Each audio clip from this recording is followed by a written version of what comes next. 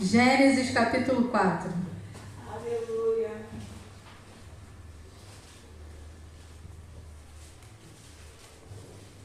Louvado seja o santo nome, Jesus.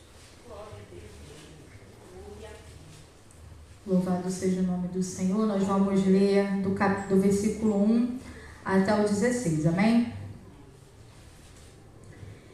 E diz assim a palavra do Senhor.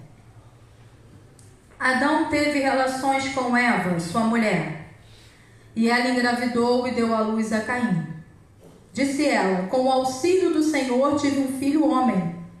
Voltou a dar à luz, desta vez a Abel, irmão dele. Abel tornou-se pastor de ovelhas e Caim agricultor. Passado algum tempo, Caim trouxe do fruto da terra uma oferta ao Senhor. Abel, por sua vez, trouxe as partes gordas das primeiras crias do rebanho. O Senhor aceitou com agrado Abel e sua oferta, mas não aceitou Caim e sua oferta. Por isso Caim se enfureceu e o seu rosto se transtornou. O Senhor disse a Caim: por que você está furioso? Por que se transtornou o seu rosto? Se você fizer o bem, não será aceito? Mas se não o fizer, saiba que o pecado o ameaça a porta. Ele deseja conquistá-lo, mas você deve dominá-lo. Disse, porém, Caim a seu irmão Abel: vamos para o campo? Quando estavam lá, Caim atacou seu irmão Abel e o matou. Então o Senhor perguntou a Caim: onde está o seu irmão Abel? Respondeu ele: não sei, sou eu responsável por meu irmão? Disse o Senhor: o que você fez? Escute, da terra o sangue do seu irmão está clamando. Agora amaldiçoado é você pela terra, que abriu a boca para receber da sua mão o sangue do seu irmão. Quando você cultivar a terra, esta não lhe dará mais a sua força. Você será um fugitivo errante pelo mundo. Disse Caim ao Senhor: meu castigo é maior do que eu posso suportar. Hoje me expulsas desta terra e terei que me esconder da tua face. Serei um fugitivo errante pelo mundo, e qualquer que me encontrará me matará. Mas o Senhor lhe respondeu: não será assim. Se alguém matar Caim, sofrerá 7 vezes a vingança. E o Senhor colocou em Caim um sinal, para que ninguém que viesse a encontrá-lo matasse. Então Caim afastou-se da presença do Senhor e foi viver na terra de Nod, a leste do Éden. Louvado seja o nome do Senhor. Família de Adão.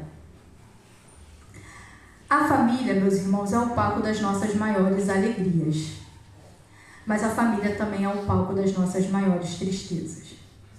A família, ela é o cenário das nossas festas mais alegres, das nossas melhores lembranças. Mas a família também é o território dos nossos dramas mais pesados. O nosso problema não é o outro. O nosso problema não está do lado de fora. O nosso problema somos nós mesmos. O nosso maior inimigo é aquele que nós olhamos quando estamos diante do espelho. Meu Deus. No capítulo 3, nós vamos ver que Eva caiu e foi vencida pelo diabo. No capítulo 4, Caim, ele é vencido pela carne. No capítulo 3, Eva é seduzida a pecar. E no capítulo 4, Caim não aceita ser convencido do pecado, nem mesmo pelo próprio Deus. Caim não confessou o seu pecado, nem aceitou a disciplina divina. Caim foi literalmente movido pelos seus sentimentos. Cuidado com os sentimentos. Porque esses sentimentos, eles transpiram dentro da própria família. A família de Adão e Eva é uma prova irrefutável da malignidade do pecado. Daquilo que os teólogos costumam chamar de depravação total. E o que as pessoas dizem hoje? As pessoas dizem que o homem é assim porque o meio o influencia. John Locke, que era um filósofo inglês, que é chamado pai do liberalismo, ele dizia isso: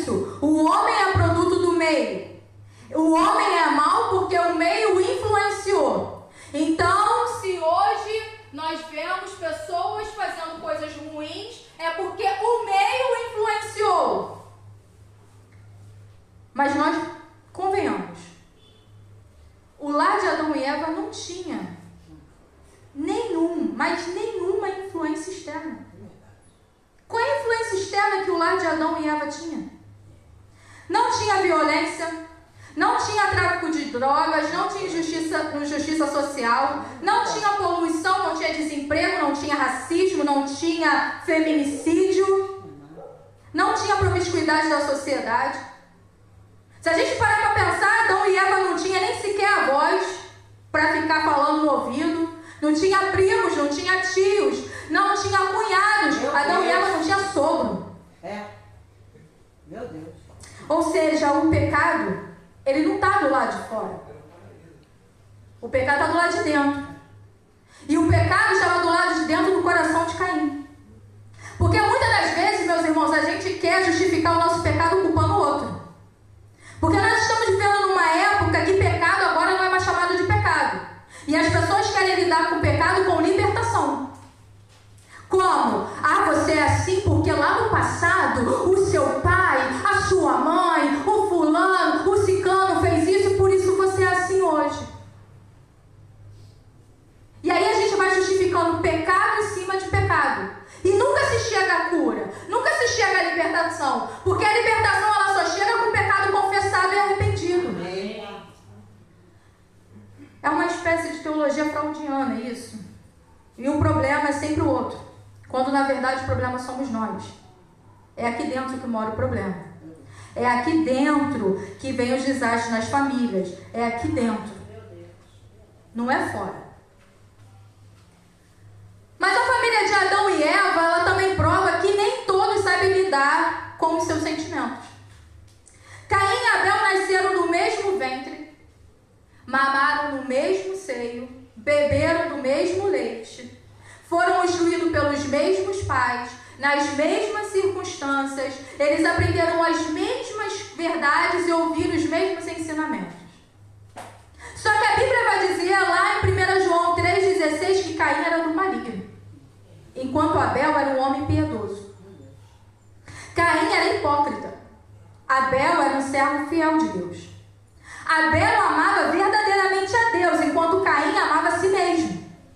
Abel procurava agradar a Deus, enquanto Caim procurava agradar os seus caprichos. E aqui está o ponto.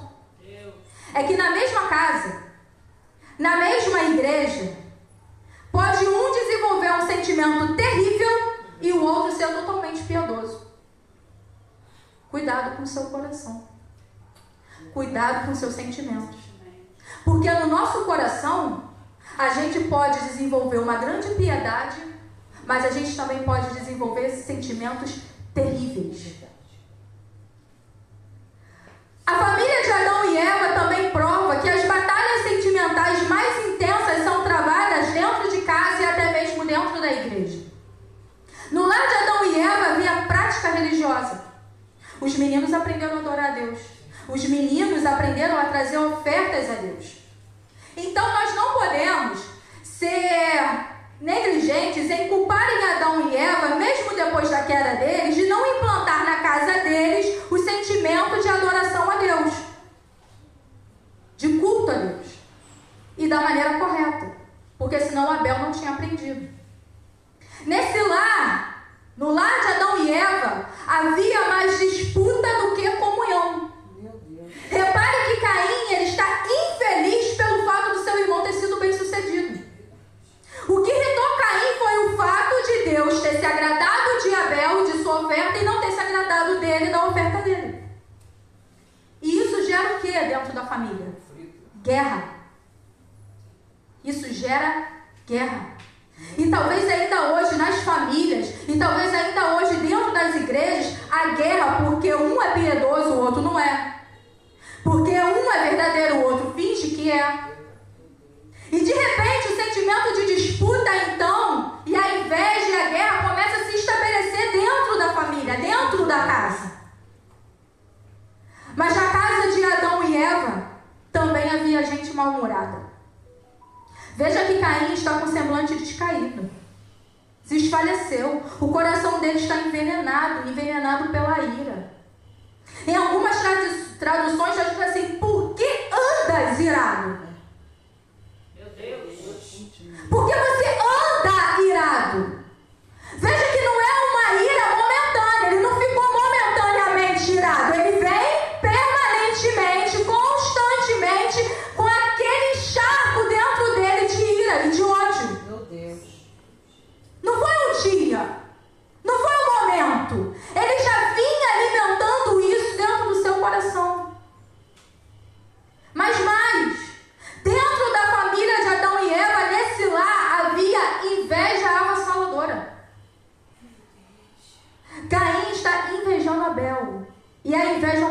gravíssimos, meus irmãos. Porque os filhos, eles não são iguais, assim como os dedos de uma mão não é igual. Quem tem mais de um filho sabe. Eu tenho 2 filhos que têm personalidades completamente diferentes, mas mamaram no mesmo seio, ouvem os mesmos ensinamentos, são disciplinados da mesma maneira, com personalidades totalmente diferentes. A inveja, irmãos, ela adoece o coração. Como aconteceu, sabe com quem? Com Saul. Uma música nas paradas da FM de Israel. Uma música enlouqueceu Saul. E enlouqueceu permanentemente até a sua morte. Uma música. O problema é que o invejoso, ele não quer só o que o outro tem, ele também não quer que o outro tenha. Esse é o problema do invejoso. O invejoso, ele não cobiça só o que o outro tem. Ele quer destruir a pessoa. Porque a gente precisa entender uma coisa: cobiça foca em coisas. A inveja foca em pessoas. Quando nós lemos os evangelhos, nós vamos ver que os fariseus, os saduceus, eles tinham o que de Jesus? Inveja. E o que eles maquinavam? Matar. Nós vamos matar Jesus por causa da inveja. Mas agora, se nós pensamos que Caim está a 6.000 anos de nós, eu lamento dizer, não está. Porque cada um de nós aqui tem um Caim dentro do peito. Cada um de nós tem um Caim que por enquanto está dormindo. E se a gente alimenta o Caim aflorece. E quando o Caim aflorece, a gente quer matar o irmão. E a palavra do Senhor diz, Jesus diz lá no monte, no Sermão do Monte, o seguinte: que aquele que fala mal do seu irmão é assassino. Esse já matou. É verdade. Os sentimentos errados prejudicam até a nossa adoração a Deus. E isso é triste, porque adorar a Deus é a razão pela qual nós fomos criados. Qual é o fim do homem? Qual é o fim principal do homem? O fim principal do homem é agradar a Deus. Isso a gente aprende desde o início da catequese. Só que antes de Deus aceitar o culto de Caim, antes de Deus aceitar o nosso culto, Ele precisa aceitar a nossa vida. Amém. O problema de Caim é que ele separou uma coisa que não pode ser separada: culto de vida. Não se separa. Ele pensou que culto era aquilo que ele dava para Deus. Não, eu dou isso para Deus, eu faço isso para Deus, eu comendo isso para Deus. É o que eu dou para Deus. Não é. Em vez de ele trazer para o altar primeiro a vida dele, ele trouxe somente a oferta. Meu Jesus. E como a vida dele não estava correta diante dos olhos de Deus, obviamente Deus rejeitou a sua oferta. No versículo 4 vai dizer assim: Abel, por sua vez, trouxe as partes gordas das primeiras crias do rebanho. Agora repare comigo no texto. O Senhor aceitou com agrado primeiro quem? Abel. E sua oferta. Ou seja, Deus se agrada primeiro de Abel e depois ele recebe a oferta, porque a vida vem antes da oferta. Louvado seja Deus. Vida é base da oferta. No versículo 5 vai dizer assim: mas não aceitou Caim sua oferta. Por isso Caim se enfureceu e seu rosto se transtornou. Sabe por que Deus não aceitou a oferta de Caim? Porque Deus não se agradou do ofertante. Deus está mais interessado naquilo que nós somos do que naquilo que nós estamos fazendo. Amém. Vida com Deus precede antes do que trabalho para Deus. A oferta que Deus se agrada é a nossa vida. É como a gente anda, é como a gente fala, é como está o nosso coração. Amém. Paulo escreveu assim em Romanos 12, versículo 2: e não vos conformeis com este mundo, mas transformai-vos pela renovação do vosso entendimento, para que experimenteis qual seja a boa, agradável e perfeita vontade de Deus. Só que nesse mesmo contexto, Paulo mostra a necessidade de primeiro nós oferecermos o nosso corpo como sacrifício vivo, santo e agradável a Deus. Mas por que Deus não aceitou Caim sua oferta? Primeiro, porque ele era do maligno. 1 João 3,12 diz isso. dele? O maligno. Segundo, versículo 5, vai dizer assim no finalzinho: por isso Caim se enfureceu e seu rosto se transtornou. Diz que ele era mal-humorado. Meu Deus. Mal-humorado. Deus. O rosto dele se transtornou. Nunca estava contente. Nunca estava satisfeito. Sempre tinha alguma coisa para reclamar. Sempre estava faltando alguma coisa para Caim. Terceiro, ele era um homem permanentemente irado. Ele andava irado. Gente, Caim não tinha nem mulher. Para ficar falando no ouvido dele, ele dá desculpa que a mulher fala muito. Meu Deus! Espírito de Deus. Gente, Caim, ele trabalhava lavrando. Vai plantar, vai colher, vai plantar, vai colher, vai plantar. Quais são as queixas que Caim tinha contra Deus? Meu Deus. Jesus agora. Quarto, ele era invejoso. A Bíblia diz que nós temos que chorar com os que choram, mas nós temos que se alegrar com quem se alegra. Amém. Quando ele viu que o irmão dele foi aceito, ele colocou no coração dele inveja. E tem muita gente assim. A gente não consegue se alegrar com a vitória do outro. A gente não consegue dizer, cara, parabéns, cara. A tua vitória é a minha vitória. E quando a gente fala, muitas vezes a gente só fala da boca pra fora, porque a gente está escutando o outro falar e quer falar também. Espírito de Deus. Meu Deus! Quinto, ele estava com mau procedimento. Versículo 7 diz assim: se você fizer o bem, perdão que me perdi. Se você fizer o bem, não será aceito. Mas se não fizer, saiba que o pecado o ameaça a porta. Ele deseja conquistá-lo, mas você deve dominá-lo. Meu Deus. Caim já não estava procedendo bem. Dentro da onde? Do seu coração. Porque se tem uma dificuldade para a gente entender, é que Deus enxerga dentro. Meu Deus. Ainda bem. Parece que dá uma amnésia espiritual na gente. Um retardamento espiritual, que a gente acha que a gente pode se esconder de Deus, e Deus está vendo. Tudo. Ei, Deus está vendo. Aleluia. Sexto, ele estava com o coração endurecido. Deus não avisou ele? E eu acho isso tremendo. Porque Deus aceitou Abel e sua oferta, mas Deus não falou assim: parabéns, Abel! Papai está orgulhoso de você. Por que Deus não fala com Abel? Meu Deus. Porque o coração de Abel já está voltado para Deus, então a gente não precisa estapear nas costas e elogio o tempo todo para ele com Deus, não.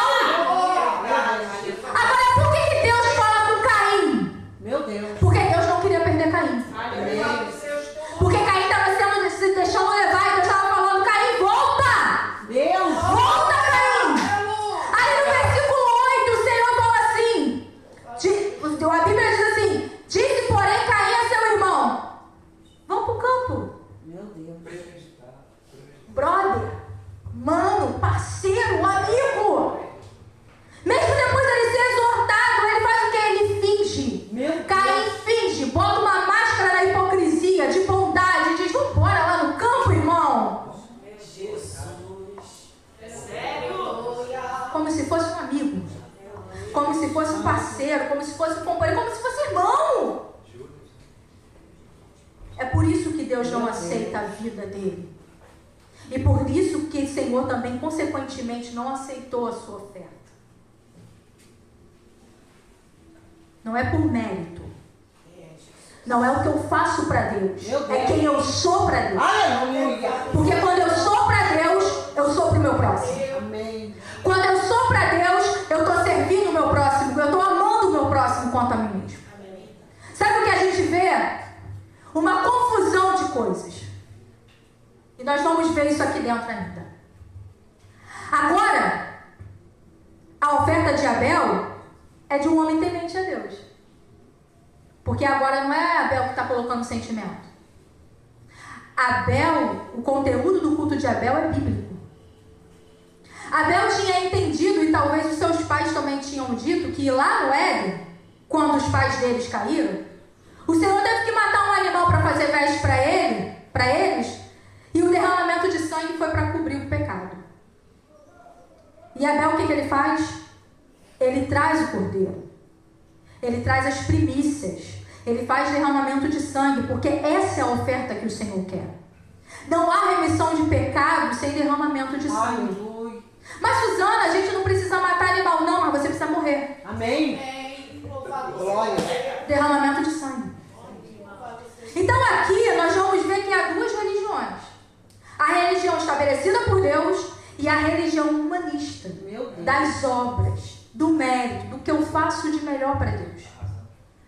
A oferta de Abel era apropriada porque ela tipificava o sacrifício de Cristo, enquanto a de Caim tipificava os melhores esforços humanos, mérito.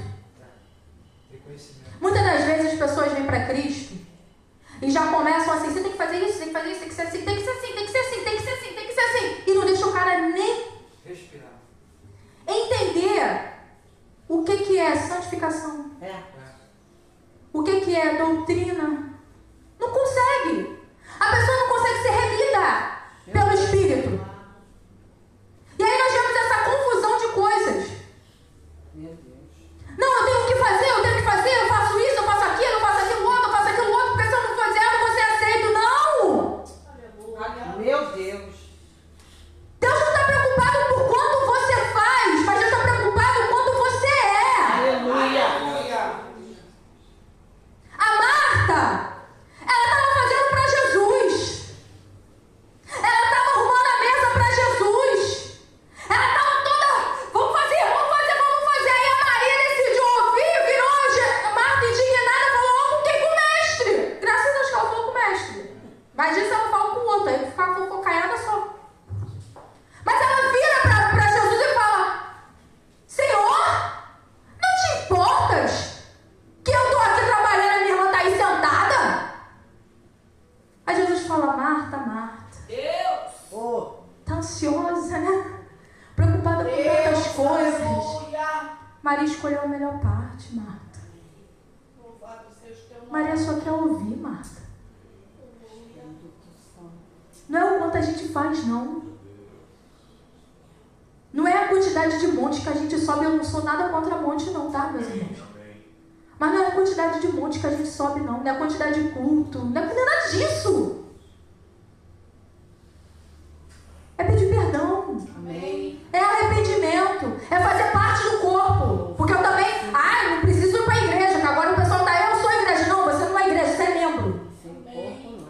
Membro. Faz parte do corpo. Só faz parte do corpo. Igreja é isso aqui. Quando o corpo está reunido. Aleluia.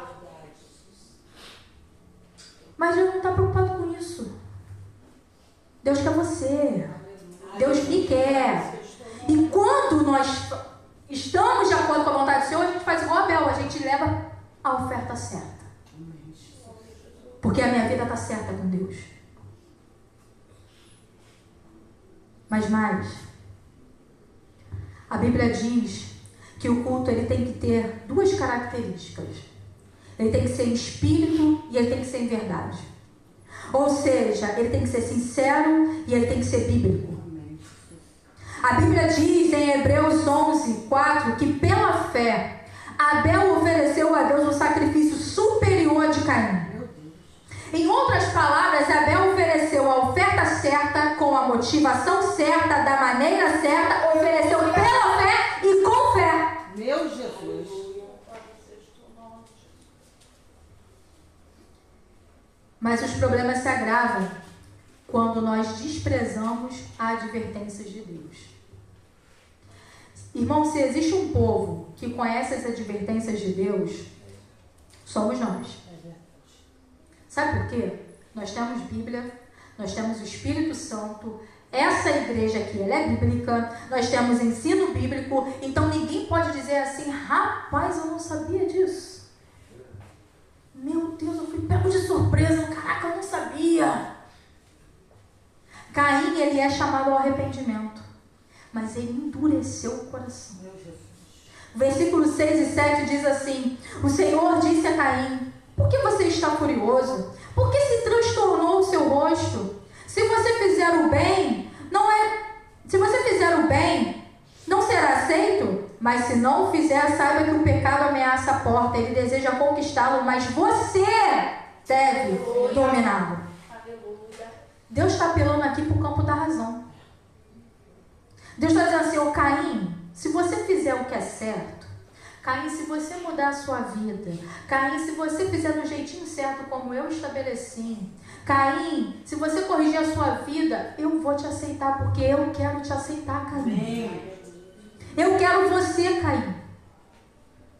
Caim foi exortado, Caim foi avisado, e Deus, ele faz isso. Deus, ele nos adverte também. Se for necessário, ele bota placas de neon para a gente olhar e ver, opa!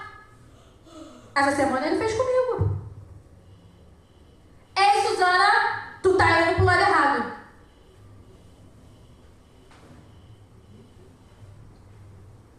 Mas Caim não quis escutar as advertências do Senhor. E o que ele fez? Levou o irmão para o campo e matou o seu irmão. Consumou o pecado de ira constante que estava no seu coração, de ciúme e de inveja que simplesmente dominou a sua alma. E aí, em vez de se voltar para Deus, o que Caim faz? Ele fugiu de Deus.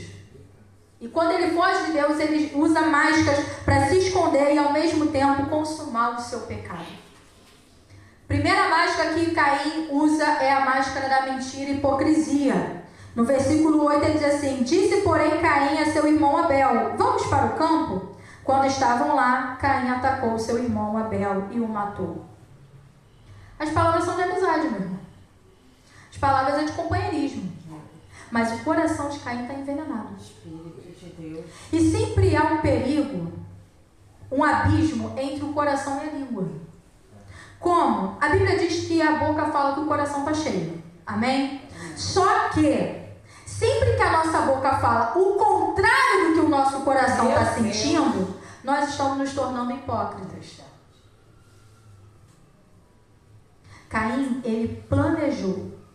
Caim, ele arquitetou. Ele pensou, ele refletiu e ele consumou o seu pecado. A luz de Abel cegou Caim. E não porque Abel era mau, mas porque Abel era bom. Há uma frase que eu ouvi do pastor Hernandes Dias Lopes que ele dizia assim: quem guarda a ira no coração, abriga o diabo no peito. Meu Deus. Quem guarda a ira no coração, abriga o diabo no peito. A segunda máscara que Caim usa é da dissimulação, versículo 9. Então o Senhor perguntou a Caim, onde está o seu irmão Abel? Respondeu ele, não sei, sou eu responsável por meu irmão? Ó, que petulância. Agora ele mente para Deus e não aceitando a realidade da sua culpa. Então quais foram os agravantes do pecado de Caim? Primeiro, ele matou seu próprio irmão a quem ele deveria proteger. Não sei. Por acaso eu sou responsável pelo irmão? É. Você é o mais velho, Caim. Você tem que dar exemplo, Caim. Você tem que proteger, Caim. Segundo, Abel era um bom irmão a quem ele deveria imitar. Terceiro, Deus o avisou para não cometer o crime. Quarto, Caim se fez de amigo antes de cometer o crime. Quinto, Caim matou seu irmão porque as obras de Abel eram boas. E sexto, Caim odiou Abel porque Deus amou Abel. O nosso pecado, meus irmãos, não tem desculpa. Não tem desculpa o nosso pecado. Mas os sentimentos, ao serem consumados, eles não ficam ocultos. E o pior, eles passam de gerações para gerações.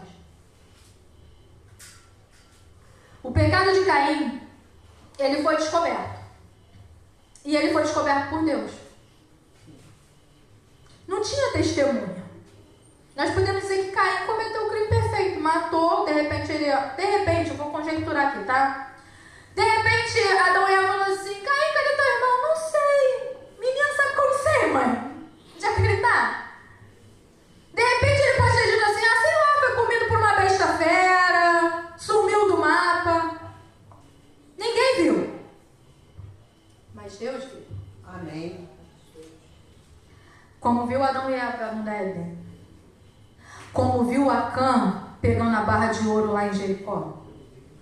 Como viu Davi na cama do adultério com Batseba? E como viu também Ananias e Safira mentindo para o Espírito Santo? Como Deus vê, eu e você, todos os dias. E aí o que vem? A maldição do pecado. Versículo 11 e 12 que diz assim: agora, amaldiçoado, em algumas traduções está escrito maldito, tá? É você pela terra, que abriu a boca para receber da sua mão o sangue do seu irmão. Quando você cultivar a terra, esta não lhe dará a sua força. Você será fugitivo, errante pelo mundo. É interessante, meus irmãos, que lá no Éden, na queda, quando Eva cai, Deus não diz que Eva é maldita. Ele diz que a serpente é maldita. Quando Adão cai, Deus não diz que Adão é maldito, mas diz que a terra se tornou maldita por causa do pecado de Adão. Mas agora, Deus está dizendo para Caim: você é maldito. Meu Deus. Já pensou receber uma marca dessa? Porque a gente acha que a marca é a mão vermelha. Não, a marca é porque ele é maldito. Deus disse ainda para Caim que por onde ele plantasse, ele não iria colher.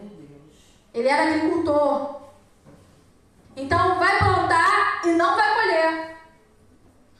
Vai plantar e não vai colher. E pior, Deus ainda disse que ele seria errante. Sabe o que é uma pessoa errante? É uma pessoa que nunca chega. É uma pessoa que nunca tem paz. É uma pessoa que a alma nunca está pacificada. Espírito de Deus. Então, assim como a ira dele era constante, a angústia dele também seria constante. E aí o versículo 13 diz assim: disse Caim ao Senhor: meu castigo é maior do que posso suportar. Ah, Deus, vou aguentar isso não, hein?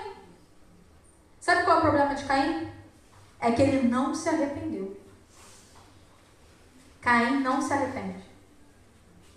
Ele está com muito pesar, ele está muito chateado, ele está muito triste. Não pelo pecado que ele cometeu, mas pela consequência do pecado. E o verdadeiro arrependimento, meus irmãos, vê o pecado como problema. Davi, quando ele chora, e foi falado aqui do Salmo 51, ele chora porque ele pecou. Salmo 51, a irmã Jéssica trouxe aqui: tem misericórdia de mim, Senhor, porque sou pecador. No Salmo 32 ele fala: enquanto escondi o meu pecado, meus ossos envelheceram.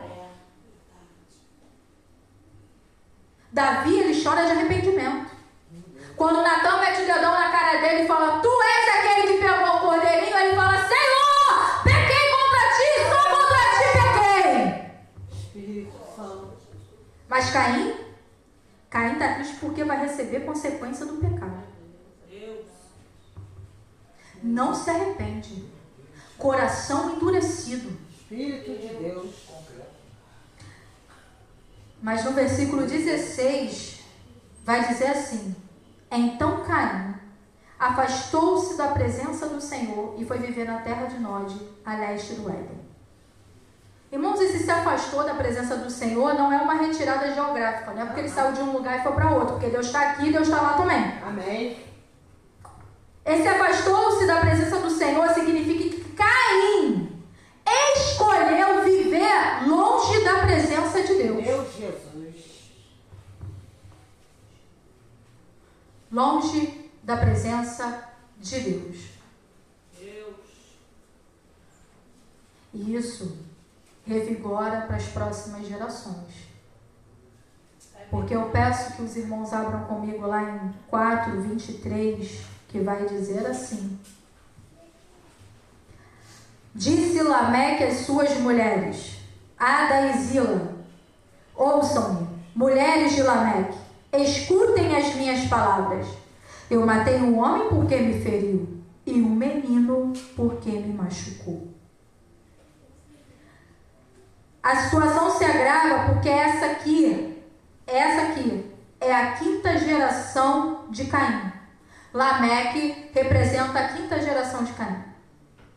Então, meus irmãos, o pecado não tratado O pecado não arrependido, o pecado não confessado, ele pode trazer problemas para as próximas gerações.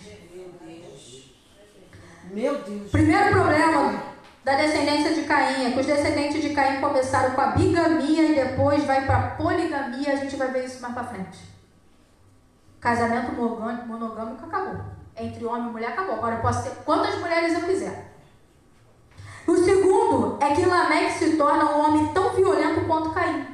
E o assassinato se torna uma coisa comum dentro da família de Caim. Porque, olha a banalidade.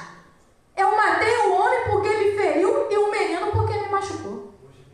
Meu Deus. É normal. Virou cotidiano. Não tem nada novo. Se pensarmos que o problema é Caim, o problema é o Caim que eu olho quando eu estou de frente para o espelho. Caim escutou as mesmas verdades que Abel escutou. Caim prestou culto a Deus.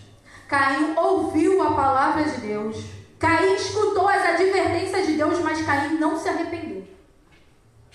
Mas eu preciso dizer que hoje nós aqui, nós temos a oportunidade de ouvirmos e nos arrependermos. Porque Deus está interessado que nós ouçamos e que a gente se arrependa também. Louvado seja Deus. E só a partir de 7 vai dizer que se começou a invocar o nome do Senhor, versículo 26. Também a 7 nasceu um filho a quem deu o nome de Enos. Nessa época começou-se a invocar o nome do Senhor. E aqui eu faço a pergunta que o Espírito Santo me disse. Como será a nossa descendência? Meu Jesus.